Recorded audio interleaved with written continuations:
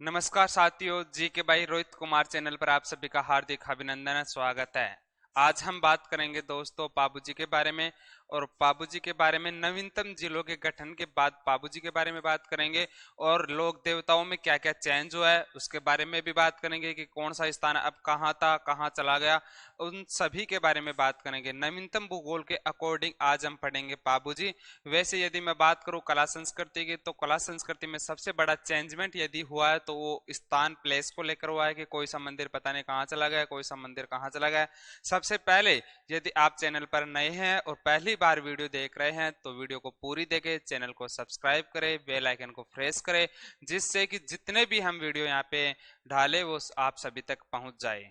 नवीनतम जिलों के गठन के बाद हम पाबूजी पढ़ रहे हैं आज, और पाबूजी जहां जहां परिवर्तन हुआ है वहां वहां मैं बात करूंगा कि ये जगह पहले कहाँ थी, अब कहाँ है। वैसे माइनर चेंजेस हुए और माइनर चेंजेस को करते हुए मैं यहाँ पे बताने वाला हूँ। सभी को जय हिंद, जय भारत, सभी को राम राम, और सभी को राजस्थानी में खंबागणी। मुझे आशा है कि आप सभी खुश होंगे। मेरे जो पहले वीडियो डाल रखे हैं वो भी आपने देखे होंगे। तो आज बात करते हैं दोस्तों पाबूजी। यदि मैं पाबूजी के बारे में बात करूं तो पाबूजी पता है कि ये पंचपीरों में शामिल है। किसमें शामिल है दोस्तों? पंचपीरों में शामिल है। पंचपीर, पीर उसे कहा जाता है जिसे हिंदू और मुस्लिम दोनों जो धर्मों के लोग हैं वो समान रूप से मानते हैं, उसे पीर कहा जाता है। राजस्थान में से कितने हैं? 5 है, जिन्हें क्या कहा गया है दोस्तों? पंचपीर कहा गया। उन पंचपीरों में शामिल एक कोई लोक देवता है तो वो पाबूजी भी है। कौन है दोस्तों? पाबूजी है। और आज पाबूजी के बारे में पूरा हम पढ़ेंगे, पूरे वीडियो में बने रहिएगा। सबसे पहले पाबूजी के उपनाम के बारे में मैं बात करता हूं दोस्तों कि पाबूजी के जो उपनाम है वो कौन कौन से हैं। पाबूजी के उपनाम कौन कौन से हैं? इसे दोस्तों हाड़ फाड़ का देवता भी कहा जाता है। हाड़ फाड़ का देवता भी कहा जाता है। हाड़ फाड़ का देवता कहा जाता है। बाई ओर झुकी पाक के देवता, बाई ओर झुकी पाक के देवता, पाग के देवता कहा जाता है। भाला लिए अश्वारोही, इनकी मूर्ति कैसी होती है? भाला लिए अश्वारोही, भाला लिए अश्वारोही, अश्वारोही इनकी मूर्ति होती है।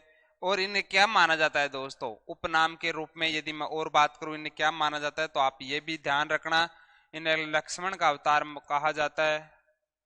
लक्ष्मण का अवतार अवतार कहा जाता है। ये 4-5 पॉइंट में आप शुरुआत में ध्यान रखना। अब बात करेंगे दोस्तों इनके जन्म से लेकर इनकी मृत्यु तक बात करेंगे कि कैसे इनका मृत्यु होती है। सबसे पहले यदि मैं बात करूं कि इनका जन्म कहाँ पे होता है तो जन्म जन्म स्थान की मैं बात करूं सबसे पहले, तो जन्म में ध्यान रखना लक्ष्मण का अवतार, लक्ष्मण का अवतार। पाबूजी के बारे में सबसे पहले मैं आपको बात बताता हूं, और पाबूजी का जो जन्म है, पाबूजी का जन्म कहाँ पे होता है दोस्तों? कोलूमंड में, कोलूमंड में होता है। और पहले ये कोलूमंड कहाँ पढ़ा जाता था दोस्तों? जोधपुर। वर्तमान में कोलूमंड कहाँ पे है? फलौदी में। कहाँ पर है दोस्तों? फलौदी में। ये आप ध्यान रखना। कोलूमंड कहाँ पे स्थित है दोस्तों? फलौदी में स्थित है। जन्म कब होता है? 13वीं शताब्दी में। 13वीं शताब्दी में क्या होता है दोस्तों? जन्म होता है। 13वीं शताब्दी में बापूजी का क्या होता है? जन्म होता है। यदि मैं यह बात करूं इनके पिताजी की, पिता का क्या नाम था? तो धांधल जी राठौड़। धांधल जी राठौड़, धांधल जी राठौड़ क्या नाम था दोस्तों? इनके पिताजी का नाम था। यदि मैं बात करूं माता जी की, माता का क्या नाम था? तो माता का कमला दे। यदि मैं पत्नी की बात करूं, पत्नी का क्या नाम था? तो पत्नी का नाम था फूलम दे, और फूलम दे को ही कहा जाता था सुप्यार दे,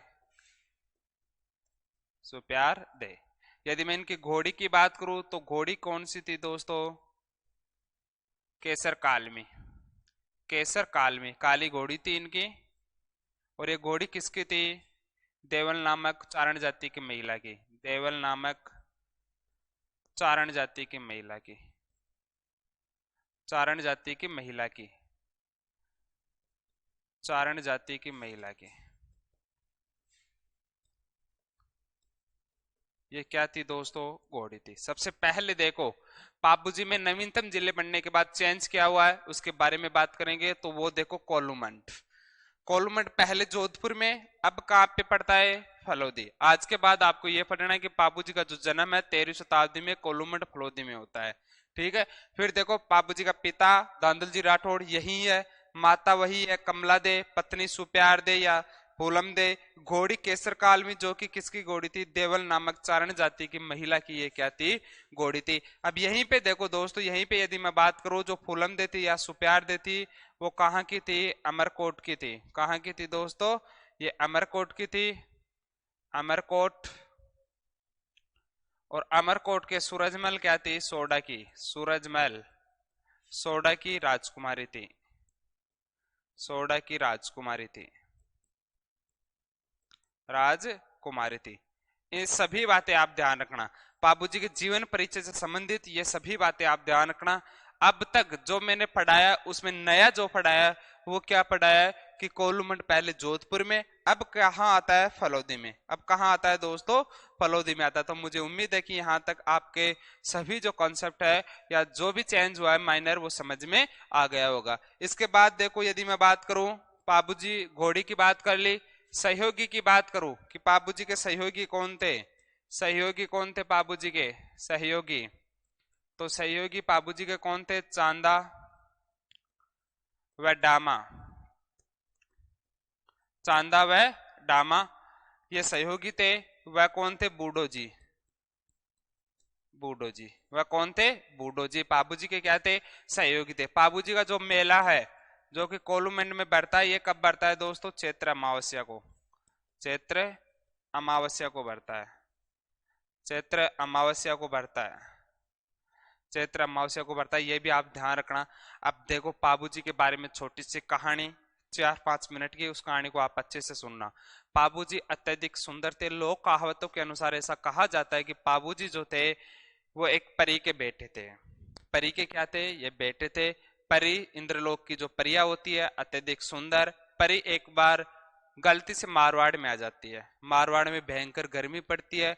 जैसे ही गर्मी पड़ती है रात में विचरण करने आती है और सुबह होते ही वापस परी किसके पास चली जाती है? इंद्र के पास चली जाती है। नाइट में परिया आई हुई थी।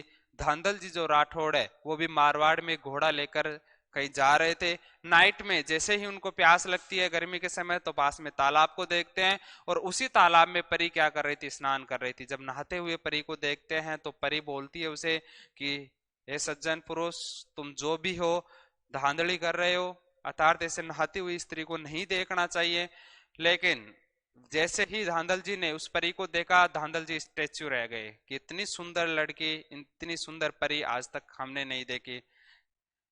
फिर परी बाहर आती है। बाहर आने पे बात करती है और परी कहती है कि ये आपने मेरे साथ अन्याय किया, मैं एक इंद्र की परी हूं और इस प्रकार से मेरी शक्तियां क्षीण हो चुकी है और अब आपको देखने के बाद मैं वापस इंद्रलोक में नहीं जा सकते हूँ। धांधल ने कहा कि कौन कह रहा है तुम वापस जाओ? लगभग घुटनों के बल बैठते हुए धांधल जी ने कहा कि विल यू मैरी मी, कि मेरे से शादी कर लो, क्या मेरे से शादी करोगे? और परी के पास कोई दूसरा चारा भी नहीं था। लेकिन परी ने वहां पर धांधल जी के सामने 2 शर्तें रखी कि आपसे शादी तब करूंगी, ये एक तो आप अलग से महल बनवा के दोगे मुझे और एक दूसरा कोई काम करोगे तो वो क्या करोगे? मेरी इजाजत के बगैर मेरे महल में कोई भी आ नहीं सकता। बाबूजी जोश जोश में थे। बाबूजी के जो पिताजी थे धांधल जी राठौड़, धांधल जी राठौड़ जोश में थे और उन्होंने कहा कि पक्का श्योर है, ये 2 शर्तें मंजूर है कि आपके लिए अलग से महल रहेगा और आपके महल में आपकी विदाउट परमिशन के कोई भी आ नहीं पाएगा। उसी समय परी ने कहा कि विदाउट परमिशन के और कोई नहीं, आप खुद भी यदि मेरे महल में आओगे तो मेरी विदाउट परमिशन के नहीं आओगे। बाबूजी ने कहा कि चलो कोई ना। बाबूजी के जो पिताजी थे धांधल जी ने, उन्होंने कहा कि कोई ना। धांधल जी के साथ कुछ दिन ये चलता रहा। कुछ दिनों के बाद धांधल जी के फ्रेंड्स जो थे, मित्र थे, उन्होंने कहा कि यार ऐसा क्या सीन है, तेरी वाइफ है, जब भी तू आए कभी भी जाए ऐसे क्या है कि तू पूछ पूछ के जाता है, तू भी पूछ के जाएगा, महिला की गुलामी कर रहा है। धांधल जी को जब मित्रों ने ये बात की तो धांधल जी ने सोचा कि ये बात तो सही है कि मेरी ही पत्नी यार मुझे ही पूछ के जाना पड़ रहा है, ये तो मेरे साथ अन्याय हो रहा है। फिर उसके बाद क्या होता है, धांधल जी एक बार बिना पूछे चले जाते हैं रूम में और जैसे ही रूम में बिना पूछे चले जाते हैं रूम में जो परी थी वो शेर का रूप धारण कर रखी थी और बच्चे को दूध पिला रही थी, और वो बच्चा कौन था? पापूजी था। इसीलिए कहा जाता है कि पापूजी अत्यधिक सुंदर हुआ करते थे, क्योंकि किसके बेटे थे? परी के बेटे थे। जैसे ही धांधल जी राठौड़ जाते हैं और ये घटना देखते हैं कि एक शेरनी बच्चे को दूध पिला रहे, उसी समय वो वापस रूप परिवर्तित करती है कि बोलती है कि मैंने इसी टाइम के लिए मना किया था, या इसी ये जो घटना हुई है इसी के लिए मैंने मना किया था, क्योंकि मैं एक इंद्र की परी हूं और मैं जब अकेली रहती हूं तब मेरा रूप क्या करती हूँ दोस्तों? परिवर्तित करती हूँ। आपने बॉन्ड तोड़ दिया है, इसलिए मैं भी आपके साथ अब क्या करूंगी? नहीं रहूंगी। और वो वापस कहाँ चली जाती है? इंद्रलोक में चली जाती है। बाद में जो कमला दे इनकी अन्य रानी थी, वो इनका लालन पोषण करती है, और लालन पोषण करती है, इसलिए हम माता के रूप में किसको पढ़ते हैं दोस्तों? कमला दे को ही पढ़ते हैं। वैसे इनकी पत्नी का नाम पूर्णम दे या सुप्यार दे था, जो कि अमरकोट के सूरजमल सोडा की राजकुमारी थी। घोड़ी केसर काल में थी। ऐसा कहा जाता है कि बाद में जब परी इंद्रलोक में जा रही थी, उस समय परी बोल के गई थी कि एक माँ की हर ख्वाहिश होती है कि अपने बेटे को वो दूध पिलाए, अपनी पीठ पे उसको बैठाए, उसे खिलाए। ये दूध पी रहा है, अभी इतना बड़ा तो हुआ नहीं कि मैं इसको कमर पे बैठा के झूला सकूं या इसे खिला सकूं। ऐसा कहा जाता है कि बाद में जो केसर काल में घोड़ी थी, उसी जो उनकी माँ थी, परी थी, उन्हीं का क्या था? दूसरा अवतार था, ऐसा भी कहा जाता है। यहाँ पे जो मैं माइनर चेंजेस की बात कर रहा हूँ दोस्तों, उस पर जरूर ध्यान दे लेना कि पहले पाबूजी का जो जन्म था वो कोलूमंड जोधपुर में आया करता था। अब जो पाबूजी का जन्म है कोलूमंड फलोदी में आता है, क्योंकि कोलूमंड जो प्लेस है वो कहाँ पे चला गया? फलोदी में चला गया। तो यहाँ तक जो स्टोरी है आपको समझ में आ चुकी होगी। पाबूजी जैसे तैसे कुछ दिनों बाद बड़े होते हैं। पाबूजी सुंदर व्यक्ति थे और अमरकोट की राजकुमारी फूलम दे या सुप्यार दे के साथ उनकी शादी फिक्स की जाती है। जैसे ही बारात ले जाते हैं तो पाबूजी अत्यधिक सुंदर लग रहे थे, लेकिन पाबूजी के जो साथ वाले हैं चांदा और बूढ़ो जी, वह इस प्रकार से कहते हैं कि बाबूजी सब कुछ अच्छा है, आप भी अच्छे लग रहे हो, ड्रेस भी अच्छी लग रही है, लेकिन हमारी घोड़ी क्या है? थोड़ी कमजोर है। काश है यदि हमारी घोड़ी अच्छी हो तो हम क्या हो, आज तो अमरकोट के छज्जे टूट जाएंगे। छज्जे इसलिए टूट जाएंगे क्योंकि बारात को उस समय देखने महिलाएं जो आया करती थी वो ऊपर छज्जों पे आया करती थी, मकानों से देखा करती थी, दूल्हे को देखा करती थी। ग्रामीण परिवेश में आज भी होता है कि यदि बारात आती है तो बारात आते समय महिलाएं क्या करती है? दूल्हे को देखने के लिए आ जाती है। और हमने संस्कृति आर्ट एंड कल्चर में पढ़ भी रखा है कि महिलाएं जब डेरा देखने आती है बारात का तो कौन सा गीत गाती है? जल्ला गीत गाती है। बारात का स्वागत करने यदि वर पक्ष वालों की तरफ से आता है तो वो सामने लगाते हैं। इसके बारे में हम बात करेंगे दोस्तों, रीति रिवाज में बात करेंगे इसके बारे में। यहाँ पे जब चांदा और डामा ये बताते हैं तो पाबूजी उस समय कहते हैं कि अब भाई बताओ घोड़ी का तो क्या करे, घोड़ी तो जो है वो ही चलेगी। चांदा और डामा ने कहा कि नहीं, केसर काल में घोड़ी है देवल नामक महिला की, जो कि चारण जाति के, उसके पास घोड़ी है, और यदि वो घोड़ी मिल जाए तो बात ही अलग हो जाए। फिर तो दूल्हे भी सुंदर, घोड़ी भी सुंदर, सब कुछ क्या हो जाएगा? सुंदर ही सुंदर हो जाएगा। बाबूजी ने कहा, चांदा और डामा को भेजा कि जाओ तुम घोड़ी लेकर आओ। और चांदा और डामा घोड़ी लाने गए। किसके पास से? ये देवल नामक जो चारण जाति की महिला थी उसके पास घोड़ी लाने गए, लेकिन जो महिला थी उन्होंने मना कर दिया। देवल माँ ने मना कर दिया कि मेरे पास बहुत सारी गाय हैं और माँ आपको घोड़ी नहीं दे सकती, क्योंकि जो मेरा गवाला है वो चराने जाता है गायों को, और यदि गायों की लूटपाट हो गई तो फिर वो किससे छुड़वा कर लाएगा? तो इसलिए मैं क्या नहीं दे सकती? घोड़ी नहीं दे सकती। बाद में दूल्हा खुद जाता है, और हमने पढ़ा है कि ये राठौड़ थे, राठौड़ फैमिली से बिलोंग करते थे, और राजा के भाई को तो कौन मना कर सकता है? राजा के राजकुमारों को तो कौन मना कर सकता है? देवल माँ ने कहा कि घोड़ी तो ले जाओ, लेकिन प्रॉब्लम सेम है मेरे साथ, वही कि मैंने जो चांदा और डामा को बताया था वही प्रॉब्लम है। पाबूजी खुद घोड़ी लाने जाते हैं और पाबूजी वचन देते हैं कि देवल माँ, यदि आपके ऊपर किसी भी प्रकार का संकट आया तो यदि मेरी बारात यहाँ से स्टार्ट हो गई, आधे रास्ते में चली गई, तो भी आधे रास्ते से मैं क्या करूंगा? वापस आ जाऊंगा। यदि वहां मैं पहुंच गया तो पहुंचने के बाद वापस आ जाऊंगा। यदि तोरण मार दिया, तोरण मार रहा हूं उसी समय भी यदि मैसेज मेरे पास पहुंच गया कि देवल माँ की गाय चोरी हो गई है, उस समय भी मैं वापस आ जाऊंगा। मैं आपको वचन देकर जाता हूं कि जैसे ही मुझे मैसेज मिलेगा मैं वहीं से आपकी गाय छुड़ाने के लिए वापस आ जाऊंगा। जो बारात ले जाता है, जैसे अमरकोट पहुंचता है तोरण मारी जाती है। तोरण मारने के बाद क्या किया जाता है कि फेरे हो रहे थे, और जैसे ही पाबूजी फेरे लेता है, और फेरे लेने के बाद 3 फेरे पूरे हुए थे, और 3 फेरों के बाद ही पाबूजी क्या करते हैं? पाबू जी के पास देवल माँ जो है जिनकी गाय चोरी हो जाती है, और उनकी गायों को कौन चुरा कर ले जाता है? जींदराव खींची। और जींदराव खींची कौन था दोस्तों? जींदराव खींची बहनोई था। किसका बहनोई था? ये भी आप ध्यान रखना, बहनोई, बहनोई था पाबू जी का, बहनोई जींदराव खींची। जींदराव खींची क्या था? बहनोई था। ये भी आप साथ साथ ध्यान रखिएगा। जो कि कहाँ का राजा था दोस्तों? जायल का राजा था। और जायल जो वर्तमान में है दोस्तों कहाँ पे स्थित है? नागौर में स्थित है। ये आप ध्यान रखना है कि जायल जो है कुचामन जो डीडवाना है उसमें नहीं गया, वर्तमान में भी नागौर में स्थित है, पहले भी नागौर में स्थित था। इस बात का आपको ध्यान रखना है। जींदराव खींची जो इनका बहनोई था वो गाय चुरा कर ले जाता है। अब आप बोलोगे कि सर यदि जींदराव खींची बहनोई था पाबू जी का तो ये बारात में क्यों नहीं गया? बारात में इसलिए नहीं गया क्योंकि इनकी बनती नहीं थी, और ये इस तलाश में था कि जैसे तैसे पाबू जी बारात लेके जाएंगे, पूरे गांव वाले बारात में जाएंगे और पीछे से उनकी क्या चुराना, हमारे को गायें चुराना है। जब 3 फेरे पूरे लेते हैं, 3 फेरों के बाद देवल माँ बाल बिखेरे हुए जाती है पाबू जी के पास और बोलती है कि मैंने पहले ही कहा था कि मेरी घोड़ी मत लेके जाओ। जो जींदराव खींची है जायल का राजा, वो क्या ले गया? मेरी गाय चुरा कर ले गया। लेकिन वचनबद्ध पुरुष बाबू जी ने खड़ा हुआ फेरों में, और फेरों में खड़े होकर बोला, जो ससुराल वाले थे उनके सामने हाथ जोड़े और हाथ जोड़कर बोला कि मुझे माफ करो, मैं वचनों में बंधा हुआ आदमी हूं और मैं वापस किसकी गाय बचाने जाऊंगा? जो देवल माँ है उसकी गाय बचाने के लिए जाऊंगा। 3 फेरे पूरे हो गए।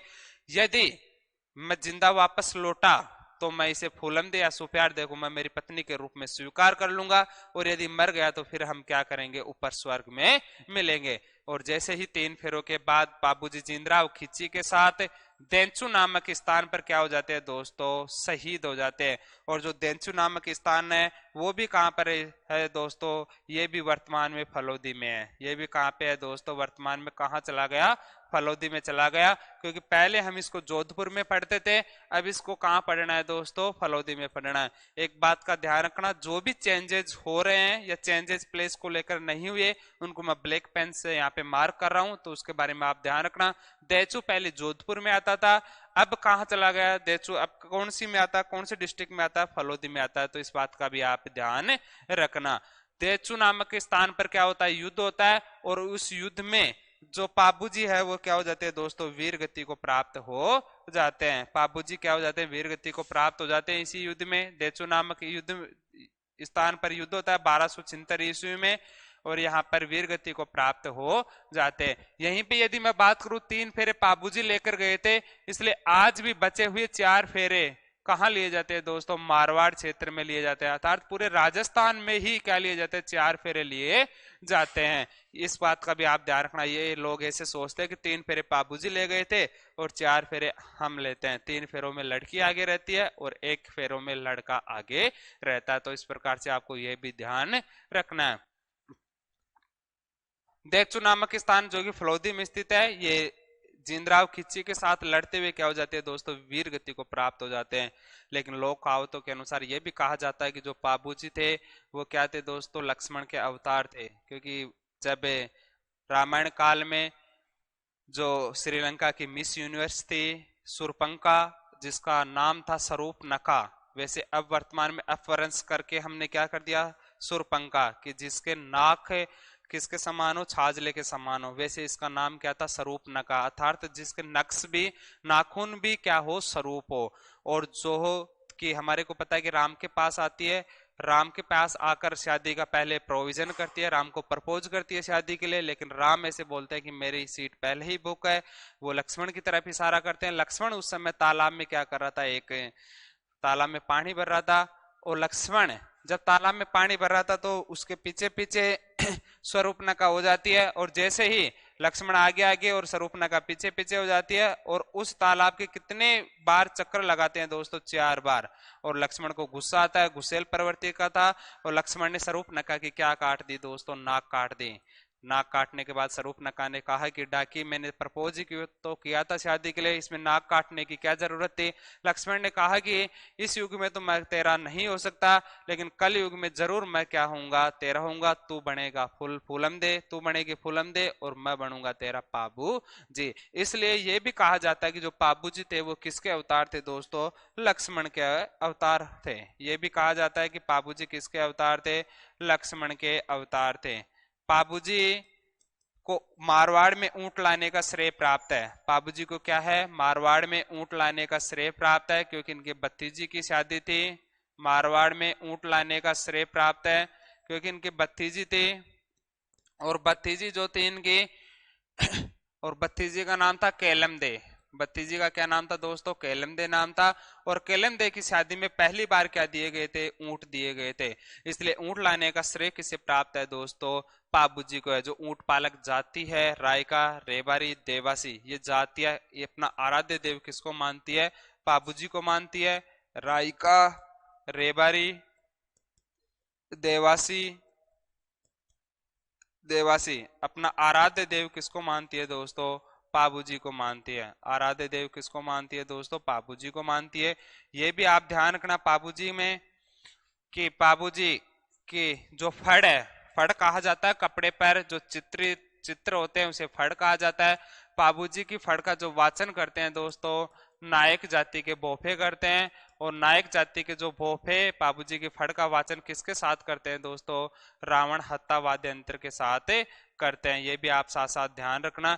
यहीं पे ये भी ध्यान रखना कि पाबूजी के जो फवाड़े होते हैं, पाबूजी के जो फवाड़े होते हैं वो भी माठ वाद्य यंत्र के साथ गाए जाते हैं, माठ वाद्य यंत्र के साथ गाए जाते हैं। ये भी आप साथ साथ ध्यान रखिएगा। पाबूजी पर बहुत सारी पुस्तक लिखी हुई है, माठ वाद्य यंत्र के साथ गाए जाते हैं, गाए जाते हैं। ये वीर गीत होते हैं।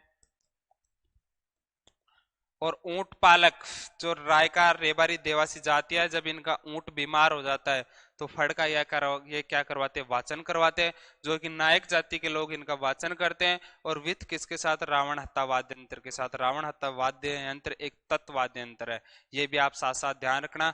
पाबूजी के ऊपर बहुत सारी पुस्तकें लिखी गई है। यदि मैं उन पुस्तकों की बात करूं तो पुस्तकों के मामले में देखो पाबूजी, पाबू प्रकाश, पाबू प्रकाश पुस्तक है। और पाबू प्रकाश किसकी पुस्तक है दोस्तों, आसिया मोड़जी की पुस्तक है। किसकी पुस्तक है, आसिया मोड़जी की पुस्तक है। पाबूजीरा दुआ, पाबूजीरा छंद, पाबूजीरा छंद, पाबूजीरा जो छंद पुस्तक है दोस्तों ये किसकी पुस्तक है, बिट्ठू मेहा जी की, बिट्ठू मेहा जी की पुस्तक है। पाबूजीरा दुआ, पाबूजीरा दुआ, पाबूजीरा दुआ जो पुस्तक है वो किसकी है दोस्तों, लगराज। ये भी आप साथ साथ ध्यान रखिएगा। देखो बात कर रहे हैं जिले, जिले बनने के बाद क्या क्या चेंज हुआ उसकी बात कर रहे हैं। पूरा यहाँ पे जो लोक देवता है पाबूजी के बारे में मैंने यहाँ पे चर्चा की है, और पाबूजी के बारे में जितने भी चेंज होने हैं, 2-3 चेंज के बारे में मैंने बता दिया है। यदि आपके पास पहले से नोट्स है तो आप उनमें भी रिटर्न कर सकते हैं कि क्या क्या चेंज हुआ है, माइनर चेंज हुआ है उसको आप लिख सकते हैं। पहले वाली बात, पाबूजी पंचपीर में शामिल, हाड़ फाड़ के देवता, बाई और झुकीफा के देवता, भाला लिए अश्वारोही और लक्ष्मण का अवतार कहा जाता है। कोलूमंड, कोलूमंड पहले जोधपुर में आता था, अब कहाँ आ रहा है दोस्तों, फलोदी में आ रहा है। 13वीं शताब्दी में जन्म होता है धांधल जी राठौड़, कमला दे इनकी माता, फूलम दे सुप्यार दे जो अमरकोट के सूरजमल सोडा की राजकुमारी थी। घोड़ी केसर काल में थी, देवल नामक चारण जाति की महिला की क्या थी दोस्तों, घोड़ी थी। सहयोगी जो थे, दो सहयोगी थे दोस्तों वो थे चांदा और डामा, बड़े भाई इनके बूढ़ो जी हुआ करते थे। मेला क्षेत्र अमावस्या को लगता है, बहनोई जींद्राव खींची थे, ये जायल के राजा थे। जायल कहाँ पे है, नागौर में स्थित है, ये भी आप मेंशन कर लेना उसमें। देंचु नामक स्थान पर 1276 को युद्ध करते हुए क्या हो जाते हैं, ये वीर गतियों को प्राप्त हो जाते हैं। देंचु नामक जो स्थान है वो कहाँ पे स्थित है दोस्तों, ये भी आप ध्यान रखना, फलोदी में। पहले देंचु जोधपुर में आता था, अब कहाँ पे आ रहा, फलोदी में आ रहा है, ये भी आप ध्यान रखना। 3 फेरे लेने के बाद देवल नामक महिला की गायों को बचाने के लिए आ जाते हैं, इसलिए मारवाड़ के लोग, राजस्थान के लोग ऐसे सोचते हैं कि 3 फेरे पाबूजी ले गए और बचे हुए 4 फेरे कौन लेंगे, हम लेंगे। इस प्रकार से ये भी ध्यान रखना। लक्ष्मण का अवतार कहा जाता है, ये भी कहानी मैंने बता दी। मारवाड़ में ऊंट लाने का श्रेय किसे प्राप्त है दोस्तों, पाबूजी को प्राप्त है। ये अपनी भतीजी की शादी केलम दे में ऊंट लेकर आए थे। राय का रेबारी देवासी जो ऊंट पालक जाति है अपना आराध्य देव पाबूजी को मानती है, और जब ऊंट बीमार हो जाता है तो इनकी फड़ का वाचन करवाया जाता है, और जो फड़ का वाचन नायक जाति के बोफे करते हैं रावण वाद्य यंत्र के साथ, और जो इनके वीर गीत होते हैं उसे फवाड़े कहा जाता है, जो कि माठ वाद्य यंत्र के साथ गाए जाते हैं। जो पुस्तक है पाबू प्रकाश, आसिया मोड़जी ने लिखी थी, आसिया मोड़जी ने लिखी थी। आसिया इनके कास्ट है, मोड़जी इनका नाम में पाबूजीरा छंद बिट्टू मिया जी ने लिखी थी। पाबूजीरा जो दुआ है वो लगराज जी ने लिखी थी। तो इस प्रकार से आप ये सभी ध्यान रखना। यदि और पुस्तक लिखना चाहो इनकी तो वो पुस्तक देखो, पाबूजीरा सोरटे, पाबूजीरे सोरटे, पाबूजीरे जो सोरटे हैं वो किसने लिखी थी दोस्तों? रामनाथ ने लिखी थी। ये भी आप ध्यान रखना। मुझे उम्मीद है कि सभी जो पुस्तकें हैं वो आपको रिपीट हो गई होंगी। आप अपने नोट्स को अपडेट करें, जिससे कि पाबूजी को लेकर किसी भी प्रकार की हमारे माइंड में शंका नहीं हो कि क्या क्या चेंज हुआ है, क्या क्या चेंज नहीं हुआ। पाबूजी में जितना चेंज होना था उतनी मैंने बात कर ली है। अब सेकंड में बात करता हूं दोस्तों गोगा जी के बारे में। सेकंड किसके बारे में बात करते हैं? हम गोगा जी के बारे में बात करते हैं कि गोगा जी में क्या क्या चेंज हुआ है। तो नेक्स्ट बात करता हूं मैं गोगा जी पे। वही बात रिपीट करूंगा यहाँ पे भी कि गोगा जी को किस में शामिल किया गया है दोस्तों? पंचपीर में शामिल किया गया है। मारवाड़ में जो पंचपीर हैं उनमें से कौन है? एक गोगा जी भी है। पंचपीरों में कौन है दोस्तों? गोगा जी भी है। गोगा जी के बारे में सीधी सी बात करूं दोस्तों तो गोगा जी के बारे में ये ध्यान रखना आप। वही बात कि गोगा जी का जो जन्म है वो कहाँ पे होता है, और गोगा जी का जो जन्म होता है, गोगा जी का जन्म कहाँ पे होता है? तो जन्म कहाँ पे होता है दोस्तों? ददरेवा में होता है। और ददरेवा कहाँ पे स्थित है दोस्तों? चूरू में स्थित है। पहले वाला ही सीन है, पहले भी चूरू अब भी चूरू। जन्म ददरेवा में होता है, चूरू में होता है। जो इनके पिताजी थे वो थे दोस्तों जेवर सिंह। पिताजी कौन थे? जेवर सिंह पिताजी थे। यदि मैं माता जी की बात करूं तो माता कौन थी इनकी दोस्तों? बाछल दे। माता कौन थी? बाछल दे। यदि मैं पत्नी की बात करूं दोस्तों तो पत्नी जो इनकी थी वो थी केलम दे। पत्नी कौन थी दोस्तों? केलम दे। और एक केलम दे कहाँ की थी दोस्तों? कोलूमंड की थी। और कोलूमंड वर्तमान में कहाँ पे स्थित है दोस्तों? अभी बात की है कहाँ पर स्थित है? ये फलोदी में स्थित है। कहाँ पर है? फलोदी में स्थित है। वर्तमान में फलोदी में स्थित है। ये भी आप ध्यान रखना। होता क्या है कि जैसे ही बाबूजी बारात लेकर जा रहे थे और इनको सूचना मिलती है कि केलमदेव को किसने डस लिया दोस्तों? सांप ने डस लिया। ये अत्यधिक गुस्से होते हैं और मंत्र उच्चारण करते हैं, और इनके मंत्र से जितने भी सांप थे इन्होंने कढ़ाइयां ली, कढ़ाइयों में तेल गर्म किया, और तेल गर्म करने के बाद मंत्र उच्चारण करना स्टार्ट किया। और उस मंत्र से इतना प्रभाव हुआ कि जितने भी सांप थे आसपास, वो सांप उन कढ़ाइयों में आकर अपने आप पे गिरने लगे। बाद में जो सांपों के देवता है, जो नागराज है, उनके राजा है, वो खुद आते हैं, माफी मांगते हैं। और उस समय जो गोगा जी है वो इस प्रकार से बोलते हैं कि मेरी पत्नी को वापस जीवित करो, उसके बाद ही मैं क्या करूंगा? ये मंत्र बोलना बंद करूंगा।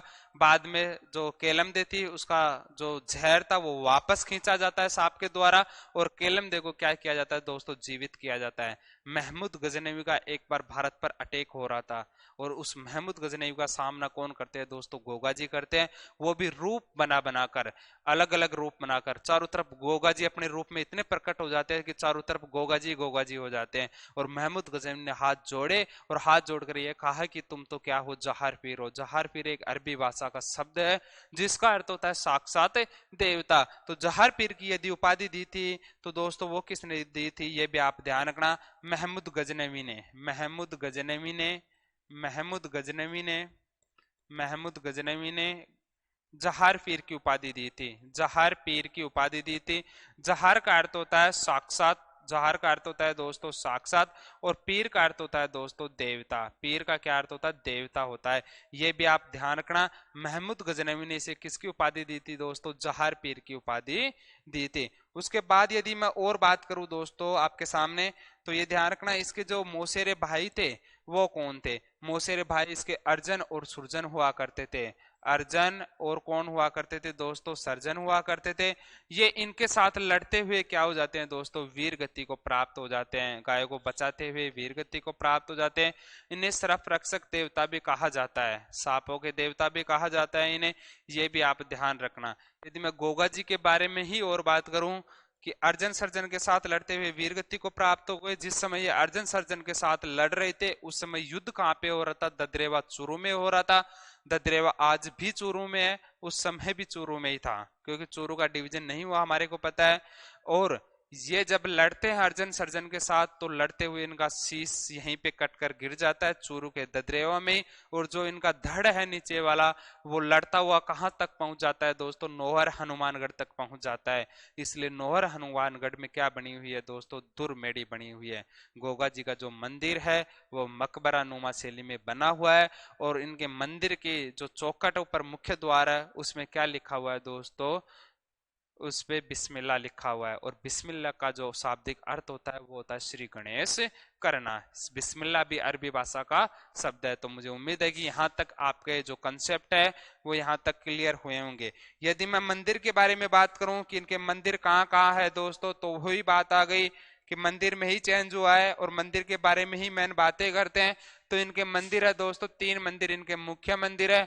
और तीनों मंदिरों के बारे में आप ध्यान रखना। जो इनका मेला बढ़ता है वो भी आप लिख लेना, भाद्रपद भाद्रपद कृष्णा नवमी। कृष्ण नवमी को क्या बढ़ता है, इनका मेला बढ़ता है।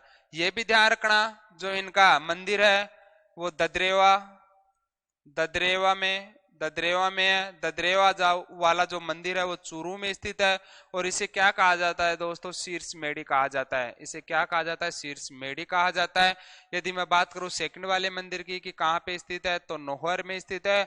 और नौहर कहाँ पे स्थित है दोस्तों, हनुमानगढ़ में स्थित है। और हनुमानगढ़ में स्थित है। और हनुमानगढ़ वाले मंदिर को क्या कहा जाता है दोस्तों, दुर्मेढ़ी कहा जाता है। अब देखो माइनर चेंजिंग वाली जो प्रॉब्लम है वो यहाँ पे थोड़ा सा ध्यान देने की जरूरत है कि गोगा जी की जो ओल्डी है, ओल्डी का अर्थ होता है छोटा मंदिर, इसे क्या कहा जाता है, गोगा जी की ओल्डी। गोगा जी की ओल्डी। और जो गोगा जी की ओल्डी है पहले हम जालोर फटते थे, अब ये फटना पे गोगा जी की जो ओल्डी है वो खिलेरियों की ढाणी में बनी हुई है। और जो एक खिलेरियों की ढाणी है ये कहाँ पे स्थित है दोस्तों, ये भी आप ध्यान रखना कि ये कहाँ पे स्थित है, सांचौर में स्थित है। कहाँ पे स्थित है, सांचौर में स्थित है। तो इसमें माइनर जो चेंज हुआ है वो क्या हुआ है दोस्तों, अब क्या पढ़ना है हमारे को, सांचौर पढ़ना है। पहले सांचौर तहसील हुआ करती थी और जो जालोर में आया करती थी, लेकिन वर्तमान समय में सांचौर अलग से डिस्ट्रिक्ट बन गया। इसलिए जो खिलेरी की ढाणी है वो हमें कहाँ पे पढ़ना है, ये भी आप ध्यान रखना कि सांचौर में ही पढ़ना है। जो खिलेरी की ढाणी है वो सांचौर में स्थित है। यदि यहीं पे मैं नेक्स्ट बात करूं कि गोगा जी की ओल्डी जो इनका मंदिर है वो मकबरा नुमा शैली में बना हुआ है। मंदिर जो है इनका मकबरा नुमा शैली में बना हुआ है। मंदिर जो बना हुआ है वो मकबरा नुमा शैली में बना हुआ है। मंदिर मकबरा नुमा शैली में बना हुआ है। और मंदिर की जो मुख्य द्वार है उस पर क्या लिखा हुआ है दोस्तों, बिस्मिल्लाह लिखा। और बिस्मिल्लाह अरबी भाषा का शब्द होता है। और बिस्मिल्लाह का अर्थ क्या होता है दोस्तों, श्री गणेश करना। बिस्मिल्लाह का क्या अर्थ होता है, श्री गणेश करना होता है, श्री गणेश करना। जो इनके मंदिर है वो खेजड़ी वृक्ष के नीचे होते हैं, इसीलिए कहा जाता है कि जटे जटे खेजड़ी बठे बठे गोगा जी। जो इनके थान होते हैं खेजड़ी वृक्ष के नीचे होते हैं। खेजड़ी वृक्ष राजस्थान का क्या है, राजकीय वृक्ष है, जिसके 1983 में 1983 में घोषित किया गया था, जिसका वैज्ञानिक नाम या वानस्पतिक जो नाम है वो है प्रोसेफिस सिनेरिया। तो मुझे उम्मीद है कि गोगा जी आपको समझ में आया होगा, इनका मेला भी समझ में आया होगा। जो इसमें माइनर चेंजेस है दोस्तों वो कुछ भी नहीं हुआ है, गोगा जी में बहुत ही कम चेंज हुआ है। और यदि आपके पास नोट्स है तो आप उसमें ध्यान रखना कि जो इनकी केलमदे पत्नी हुआ करती थी वो कोलूमंड की थी। और कोलूमंड पहले कहाँ आया करता था, जोधपुर में आया करता था। अब कहाँ आएगा, अब फलोदी में आएगा। ये आपको ध्यान रखना, माइनर चेंजेस यहाँ पे करना है। जन्म ददरेवा चूरू, पिता जेवर सिंह, माता बाछल दे, पत्नी केलम दे। महमूद गजनवी ने इसे झारपीर की उपाधि दी थी। महमूद गजनवी का इन्होंने सामना किया था। साक्षात देवता होता है जिसका अर्थ अर्जुन सर्जन के साथ लड़ते हुए वीरगति को प्राप्त हो जाते हैं। गोगा नवमी भाद्रपद कृष्णा नवमी को आती है। ददरेवा चूरू में शीर्षमेड़ी, नौर हनुमानगढ़ में धुरमेड़ी। गोगा जी की ओल्डी खिलेरियों की ढाणी सांचौर, पहले हम जालोर पढ़ते थे अभी हमारे को सांचौर पढ़ना। माइनर चेंजेस ये हुए। इनका मंदिर जो बना हुआ है मकबरा नुमा शैली का बना हुआ, मुख्य द्वार पर बिस्मिल्लाह लिखा हुआ है, जिसका अर्थ होता है दोस्तों श्री गणेश करना। मुझे उम्मीद है कि आपको जो मैंने गोगा जी बताया है और गोगा जी से पहले पाबू जी बताया है, पाबू जी और गोगा जी में जितने भी चेंजेस हुए हैं नवीनतम जिलों के गठन के बाद वो सभी समझ में आ गए होंगे। सभी को जय हिंद जय भारत। यदि चैनल पर आप नए हैं तो चैनल को सब्सक्राइब करें। यदि आपका कोई सुझाव हो तो वो भी हमें जरूर बताकर जाए। सभी को जय हिंद जय भारत, जय जवान जय किसान, सभी को राम राम।